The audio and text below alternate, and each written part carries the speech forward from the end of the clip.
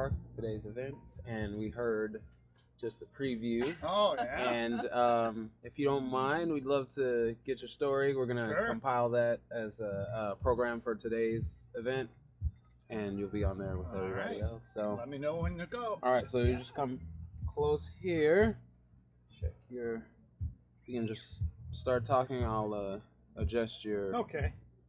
Well, back in 1974, well, first of all, both Debbie and I grew up near the park and was in it quite a bit year-round. What is your name? Don West. Okay. And Debbie O'Connor, who is now Debbie West. And she used to sit in the park and watch the apartment building on Superior being erected. Yeah, I lived on Belmar, so my brother and I would come across the road, and on the hillside where the apartment was being built, we would sit in the trees, and in fact we built the tree house, and we sat there and watched them build that whole apartment. Oh, and we used to sneak up the staircase when all the workers were having their lunch to see if we could run all the way to the top. Oh, wow. And we would sled ride every year at the big hill, and if you got a good enough run, you could get down to the second hill, and then you could end up all the way around in the parking lot. Oh. And then we would ice skate, and we would come home from church, and they would fly a flag at the corner of Forrest Hills and Lee. Okay. And if it was good ice, they'd have a green flag, and if it was no good, it'd have a red flag. Okay. And the boathouse would be enclosed, and they'd have a guard in there with a fire going. They would sharpen skates and sell cocoa and whatever else they had. Yeah. I don't know if they rented skates, but at that time, yeah, we skated all the time here. I mean, played hockey and, you know, figure skated, everything. In the late 60s, early 70s, and tennis was really popular. We'd either sit and wait for a court at Kane Park or wait down here at Forrest Hills. So we were real familiar with it. So when we dated since high school, so we were dating for 5 years. And we came down and we walked across the bridge going over Forest Hills Boulevard, coming over to the East Cleveland side. And I said, oh, I forgot the Frisbee. And I gave her the car keys to go back to the car to get the Frisbee. And on the key ring was my Cracker Jack ring. It wasn't really a Cracker Jack, but, it was a nice ring. But it wasn't much better. But you know what? It worked. And that was in 1974, and we got married in the summer of 75. And then we lived in the Heights, and all of our kids have gone through the schools, and we've taken them sled riding. And my wife and our oldest son do the crazy marathon run through here every spring. Yeah, the Forgotten Trail run. Oh, wow. Yeah.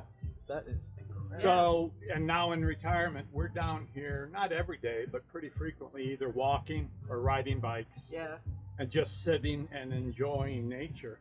We took a trip up to Bar Harbor in Maine, and we went to Cadillac Mountain. And we thought, oh my gosh, this looks just like Forrest Hills Park. Well, John D. Rockefeller Jr., his wife was expecting a baby, and the obstetrician was going to be on vacation up at this Cadillac Mountain.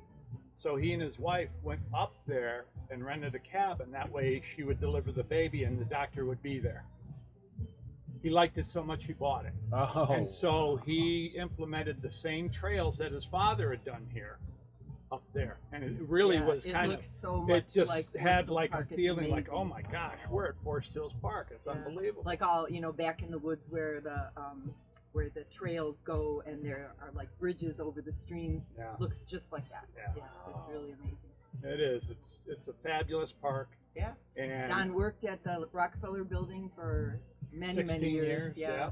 And there was a gentleman that came in who was a historian, and he gave a speech or a lecture about John D. Rockefeller and the whole development of this Forest Hills housing, and then the building, and how it was going to be the beginning, and then the Depression hit. And that's when it kind of curtailed quite a bit of it.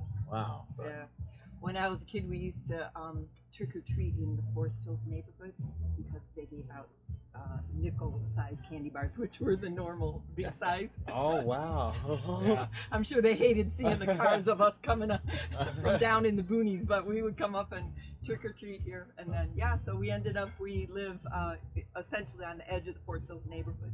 Off of Yellowstone. Off of Yellowstone on Glen Allen. And yeah, We've been there 40 years. Oh. Yeah. Wow. Yeah, so we're real close to the park, and it's fantastic. We just love it. There's so much stuff to do here. I have my mom broke her ankle, right, playing tennis here. Yeah. Oh, And boy. our grandkids play in the park all the time. We've tried fishing in the pond, but we'd love to see some real fish in there instead of the goldfish that everybody tossed in there. Oh yeah. Well, that's funny. As a kid, when we would skate, you on a good day, you could look down through the ice and you could see the goldfish. Yeah. Oh. And that was back in the 50s, Oh my 60s. Yeah. So, Yeah. yeah.